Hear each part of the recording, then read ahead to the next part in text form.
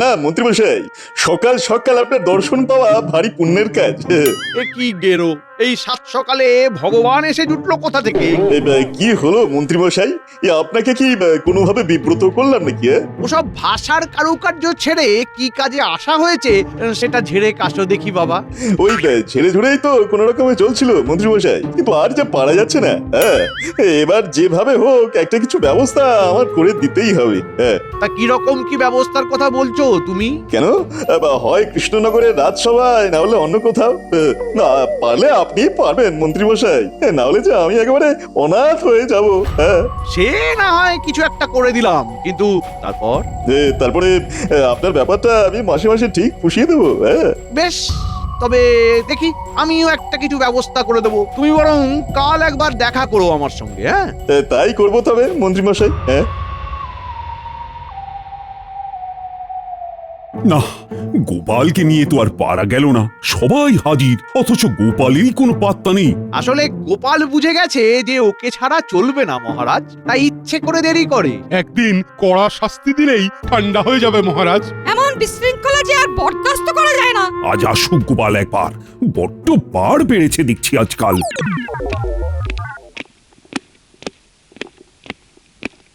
প্রণাম মহারাজ। শুভ সম্ভাষণ পরে হবে, আগে বলো দেখি তোমার প্রতিদিন দেরি করে আসার কারণটা কি? কারণ আর কি বলি মহারাজ, এখন চাষবাসের সময়, যা একটু জমি জায়গায় আছে সেটা দেখতে হয়, তাই দেরি হয়ে গেল। বলো কি গোপাল, তোমাকে নাকি এখন চাষবাস করে খেতে হয়? কি আর করি, যা বেতন পাই তাতে তো আর ভালো করে চলে না। এই যে বলো ভিটেটুকু ছাড়া আর কিছুই নেই তোমার, তাই চাষের জমি কার কাছ থেকে বাগালে শুনি? সবই কপাল মন্ত্রীমশাই। গিন্নি ভাগ্যে পাওয়া শ্বশুর বাড়ির জমি বিক্রি করে কয়েক বিঘে যা করেছি কৃষ্ণনগরে, তাতেই চাষবাস করছি। বেশ বেশ, এ না হয় ভালো করেছো, কিন্তু এখন আর এই সব প্রসঙ্গ তুলে কি লাভ? আমিও তো সেই কথাই বলছি মহারাজ। গোপালের যদি লাভ না হয়, মানে এই বেতনে না পোষায়, তাহলে রাজসভায় আসা ছেড়ে দিক। হ্যাঁ হ্যাঁ, মন দিয়ে তবে না হয় ওই চাষবাসই করুক। আর তাছাড়া গোপালের তো বয়সও হচ্ছে, তাই আজ না হোক কাল ওর বদলে কারোর না কারোর কথা তো ভাবতেই হবে মহারাজ। না না মন্ত্রী, যেমনই হোক আর তেমনই হোক, গোপালকে ছাড়া যাবে না। মহারাজ যতই ধরে থাকুন, আমি কিন্তু বেশ বুঝতে পারছি মন্ত্রীমশাইয়ের ভেতরে ভেতরে নিশ্চয়ই কোনো উদ্দেশ্য আছে। তবে সেটা যে ঠিক কি সেটাই দেখতে হবে। তলায় তলায় মন্ত্রীমশাই অন্য কারোর সাথে যোগাযোগ করছে না তো আবার? না না না না, দেখা দেখির আর কিছুই নেই। তোমাকে দিয়ে যে আর চলবে না সেটা আমি ভালো মতোই বুঝতে পেরেছি। আমি কি করলাম জাহাপানা? তুমি কিছু করলে তো বেঁচে যেতাম, কিছুই তো করতে পারো না। আমি তো আপনার মুশকিল আসান জাহাপানা। সে ছিল কোনো এক কালে, এখন তুমি নিজেই সাক্ষাৎ মুশকিল।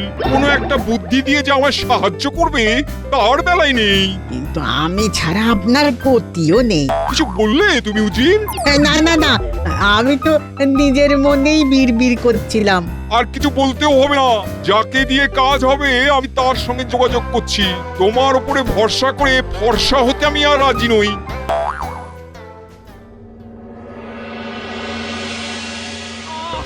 খেটে খেটে কি অবস্থা হয়েছে তোমার? এই বসো, একটু বসো, বাতাস করে দি, বাতাস করে দি। যাক, তোমার চোখেও পড়েছে তাহলে। আমার শরীরে কি দয়া মায়া নেই নাকি? তোমার যে এখন খুব পরিশ্রম হচ্ছে সে কি আমি বুঝতে পারছি না?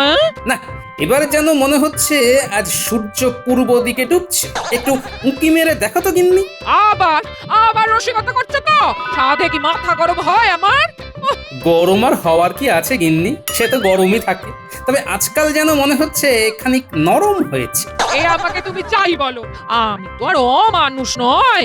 চাষবাস সামলে আবার রাজসভার কাজ, সেখান থেকে ফিরে এসে মাঠে গিয়ে জমিতে জল ধরানো, একা হাতে সব সামলাচ্ছ? হ্যাঁ, তুমি কিচ্ছু ভেবো না দিদা, আমরা দাদুকে চাষের কাজে সাহায্য করব। ছোট হলে কি হবে, আমরা কিন্তু দারুণ কাজের। দরকার পড়লে আমিও হাত লাগাবো দাদু। ব্যাস ব্যাস ব্যাস, এই তো তোমার বাচ্চা বাহিনী এসে গেছে। এবার আর কিসের চিন্তা তোমার?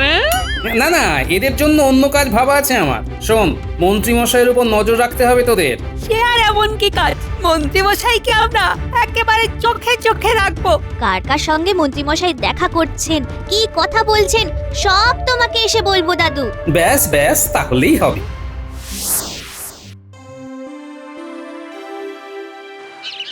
খুব কম সময়ে নবাবের চিঠিখানা এসেছে।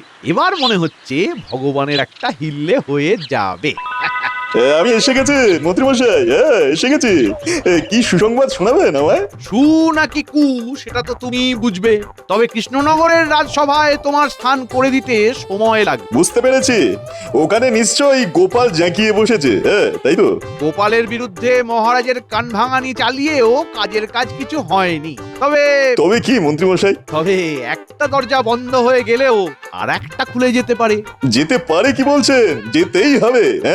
তবে তোমাকে যে মুর্শিদাবাদে যেতে হবে। নবাব আজই চিঠি পাঠিয়েছেন, নবাব গোপালের মতো একজন কাউকে খুঁজছেন। তাই সেখানে গিয়ে নবাবকে খুশি করতে পারলে মোটা বেতনের চাকরি জুটে যাবে। তবে আর কি, ভগবান এই সুযোগটাই কাজে লাগাবে।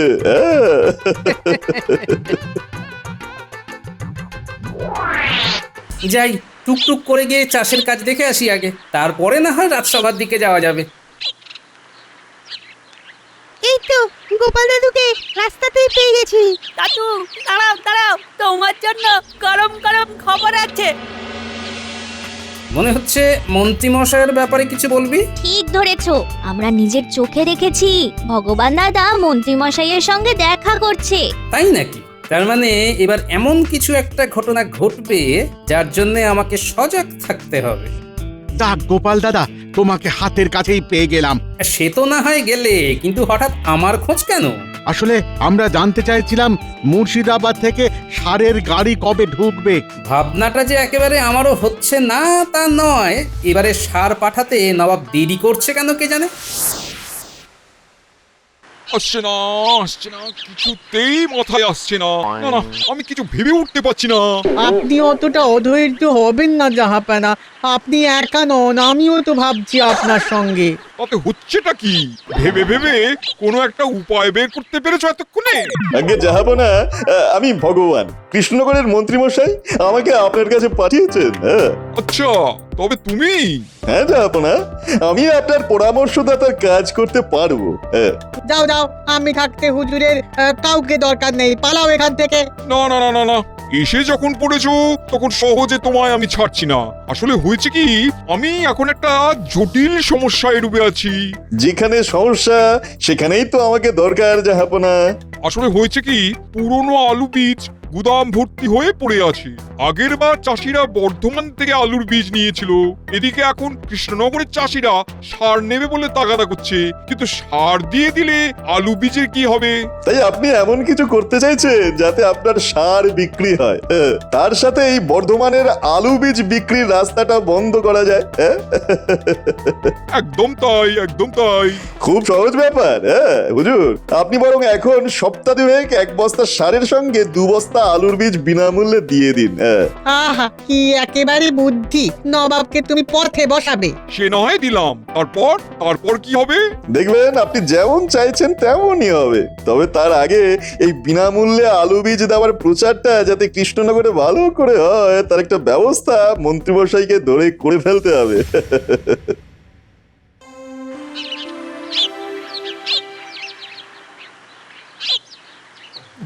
ব্যাপার কি মন্ত্রী? আজ যেন ভয়ানক উত্তেজিত দেখাচ্ছে তোমাকে। সেটা খানিকটা ঠিকই ধরেছেন মহারাজ। আসলে হয়েছে কি, এতদিনে প্রজাদের জন্য একটা ভালো কিছু ব্যবস্থা করতে পেরে মনটা নিচে নিচে উঠছে। ও মা, মন্ত্রী মশাইয়ের মন নাচে যখন তখন। কিন্তু সেই ভালো ব্যাপারটা কি? খুব শুনতে ইচ্ছে করছে যে।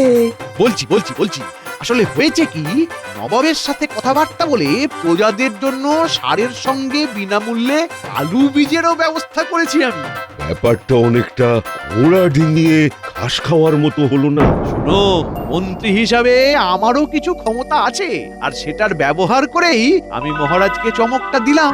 সত্যি সত্যি আমি চমকে গেলাম বটে মন্ত্রী। এটা তো খুবই ভালো খবর। কিন্তু এত ভালো ভালো নয় যে মহারাজ। ব্যাস অমনি গোপাল কুটুম কাটুম শুরু করে দিল। এ তোমার কেমন কথা গোপাল? মন্ত্রী ভালো কাজ করলে তার প্রশংসা তো করতেই হবে। না না মন্ত্রী, তুমি এখনই খবরটা প্রজাদের কানে পৌঁছে দেওয়ার ব্যবস্থা করো। শোনো শোনো শোনো, প্রজাদের জন্য খুশির খবর। আগামীকাল থেকেই মুর্শিদাবাদ থেকে আসা কৃষি সার ন্যায্য মূল্য দিয়ে প্রজারা ক্রয় করতে পারবে, আর তার সাথেই বিনামূল্যে আলু বীজও সংগ্রহ করতে পারবে। এই সুযোগ বারবার আসে না, তাই হাতছাড়া করবেন না। এই সুযোগ শুধু 15 দিনের জন্য। শোনো শোনো শোনো। ওহ, এ তো দারুণ খবর। সারের সঙ্গে আলু বীজ একেবারে বিনামূল্যে। বাবা বাবা, নবাব তো তাহলে আচ্ছা ছাড়ের বন্দোবস্ত করেছেন। না, একটু দেরি হলো বটে, তবে খুব ভালো হলো। চলো আজ থেকে গিয়ে কৃষি ভান্ডারে ভিড় জমাই। যত যাই করো, তবে একটা কথা মাথায় রেখো, বিনামূল্যে কোনো কিছুই ভালো নয় কিন্তু। তার মানে তুমি কি বলতে চাইছো গোপাল দাদা? মানে আর কি, আমার মন বলছে শুধু সারের নয়, এই বীজের মূল্য তোমাদের চোকাতে হবে। হ্যাঁ, সে কি, এ আবার কেমন কথা? এটা তুমি ঠিক বলছো না গোপাল দাদা। কথা যেমনই হোক, পরে যাতে ব্যথা না পাও তাই সাবধান করে দিলাম। সবাই এই সুযোগ নিলেও আমি কিন্তু নেব না। না না, আমরা কিন্তু এই সুযোগ ছাড়তে পারবো না। না, ছাড়তে না চাইলে ছেড়ো না, তবে এটাও শুনে রাখো, আমার সাবধান করার কাজ আমি করেছি, বাকিটা তোমরা যথাসময়ে টের পাবে। ঢের লোক দেখেছি, তবু তোমার মতো দেখিনি। বাবা বিনা পয়সায় আলুর বীজ দিচ্ছে আর তুমি নেবে না? ওই বিনে পয়সায় দিচ্ছে বলেই তো নেব না। এটা তোমার কেমন গুয়ার তুমি? নিলে অসুবিধাটা কোথায়? নিলে সুবিধাও যে খুব একটা হবে না গিন্নি, এত কাঁচা কাজ নবাব অন্তত করবে না। আর তাই তুমি এখানে ঠুকে বসে থাকবে, নড়বে না? তুমি এখনো বসে আছো দাদু? ওদিকে তো বীজ আর সার নিতে সবাই সেই ভোর থেকে দাঁড়িয়ে পড়েছে। মনে হচ্ছে ভালোই কুতকুতি আর ধাক্কা ধাক্কি হবে। আমার মনে হচ্ছে ওই জন্যেই দাদু ওখানে যাচ্ছে না। কি গো, শুনলে তো এবার? সবাই চলে যাচ্ছে, সবাই চলে গেছে। তাহলে কি সবাই বোকা আর তুমি একা চালাক? সেটাই তো ভাবছি, চালাকিটা তাহলে করছে কে? মন্ত্রীমশাইয়ের সঙ্গে ভগবানকে দেখা গেল, তারপর মন্ত্রীমশাই নবাবের সাথে রফা করার কথা বলল। না না না, এর মাঝে নিশ্চয়ই ভগবান কোনো একটা কলকাঠি নাড়ছে। কি হলো দাদু, কোনো গোলমাল হচ্ছে? গোলমাল তো আছেই রে, অবশ্যই আছে। তোরা কিন্তু মন্ত্রীমশাইয়ের উপর নজরদারি চালিয়ে যা, বুঝলি? ওদিকে খবর কি উজির? তোমার হিসেব কি বলছে? মজুত করা আলু বীজ বেশ অনেকটাই হালকা হয়ে গেছে জাহাপানা, তবে বীজ বাবদ একখানা করিও আমদানি হয়নি। এবার হবে যাবো না। সে তো তুমি সেই কবে থেকেই বলে যাচ্ছ, কিন্তু হচ্ছে আর কই? 1 বস্তা করে সারে কি আর চাষ হবে যাবো না? তার মানে সার আরো কিনতে হবে, আর এবার শুধু সার কিনতে হবে, আলুর বীজ আর পাবে না। তাতে আর ওদেরই বা কি হবে, আর নবাবেরই বা কি হবে? হবে হবে, এবারে যে সারের দাম দ্বিগুণ করে দিতে হবে। বলতে হবে সারের দাম হঠাৎ বেড়ে গেছে, আমদানি নেই, আসলে বীজের দামটা এবারে সারের উপরে চাপিয়ে দিতে হবে। আর এখন সার চাষিদের কিনতেই হবে, আর নতুন করে কোথাও থেকে বীজও কিনতে পারবে না, কারণ বীজ নেওয়া হয়ে গেছে।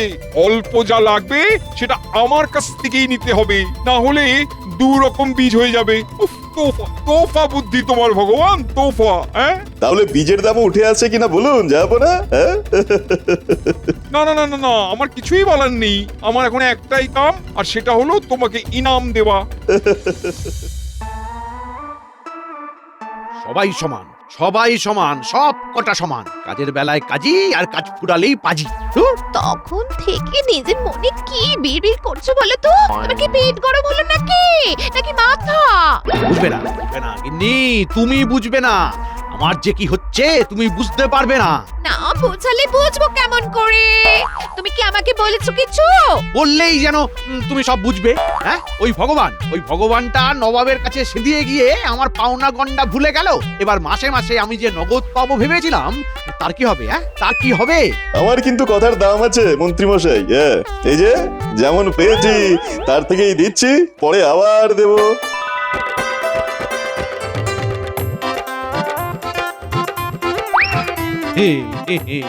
না না না না, আমি তো জানতাম যে আর যে যাই করুক ভগবান আমাকে ঠকাবে না। ও মা, এক্ষুনি তো তুমি অন্য কথা বলছিলে। ভালো বাঁচা তো। মজা তো এবার কৃষ্ণনগরের চাষিরা পাবে। হ্যাঁ, দ্বিগুণ মূল্য দিয়ে সার কিনতে হবে যখন, তখন বিনামূল্যে আলুর বীজ পাওয়ার কি মজা সেটা হাড়ে হাড়ে টের পাবে। এতক্ষণে বোধ হয় নবাবের লোকেরা কৃষি ভান্ডারে এসে সুখবরটা দিয়ে দিয়েছে। কেউ ঠেকে শেখে, কেউ ঠকে। চাষিরা না হয় ঠকেই শিখুক, তাতে আর আমাদের কি?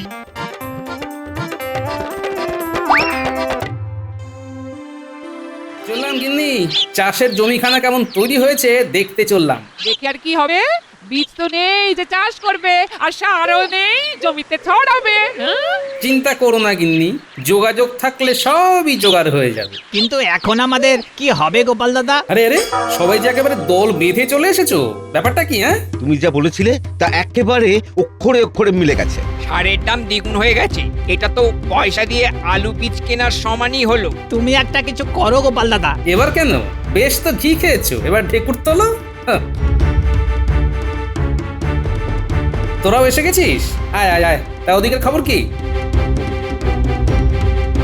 আচ্ছা, তাহলে ব্যাপারটা তলায় তলায় এইভাবে চলছে। কিন্তু আমাদের কি করে চলবে গোপাল দাদা? আমাদের কথা কি তুমি একটুও ভাববে না? ভাববো না বললেও তো আর হাত গুটিয়ে বসে থাকতে পারবো না। শোনো, তোমাদেরও হাত চালাতে হবে।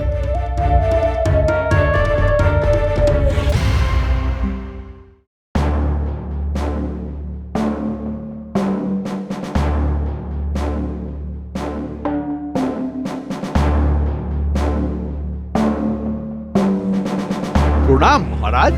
তবে আজ যেন আপনাকে কেমন চিন্তিত দেখাচ্ছে। চিন্তা হবে না? আমার প্রজারা যদি চিন্তায় থাকে তবে আমি নিশ্চিন্তে থাকি কি করি? কেন মহারাজ, কিছু অনিষ্ট হয়েছে? অনিষ্ট হতে আর বাকি কি আছে? খবর পেলাম প্রজাদের নাকি দ্বিগুণ অর্থ দিয়ে সার কিনতে হচ্ছে। এটা কি ঠিক হচ্ছে? খবরটা তাহলে মহারাজের কানে পৌঁছে গেছে। আপনি চিন্তা করছেন কেন মহারাজ? ঠিক যদি নাও হয় তবে মন্ত্রীমশাই ঠিক করে দেবেন। হ্যাঁ, সেটা আবার কিভাবে? কেন মহারাজ? বিনামূল্যে বীজ দেওয়ার ব্যাপারটা যদি মন্ত্রীমশাই নবাবকে বুঝিয়ে ব্যবস্থা করতে পারেন, তাহলে সারের দাম দ্বিগুণ করাও নিশ্চয়ই মন্ত্রীর সঙ্গে কথাবার্তা বলেই নবাব ঠিক করেছেন। উনিই তাহলে মূল্য কমানোর কথা নবাবকে বলতে পারেন। এই মরেছে, এ কি সবাই মিলে তো আমাকে আচ্ছা বেকায়দায় ফেললো দেখছি। না না মন্ত্রী, তুমি এর দায় এড়াতে পারো না। তবে গোপাল, মন্ত্রীর ব্যবস্থা না হয় পরে করছি আমি, কিন্তু এখন প্রজাদের মুখে হাসি ফিরবে কি করে সেটা তো বলো। মহারাজ, এখন প্রজাদের মুখে হাসি ফেরাতে পারে কেবল গোবর। হ্যাঁ, গোবর? ও মা, গোবরের কি বিশ্রী গন্ধ! আমি এখন থেকে করি তাহলে আমার নাক বন্ধ। বিশ্বাস না হলে আপনি নিজের চোখেই দেখবেন, চলুন মহারাজ।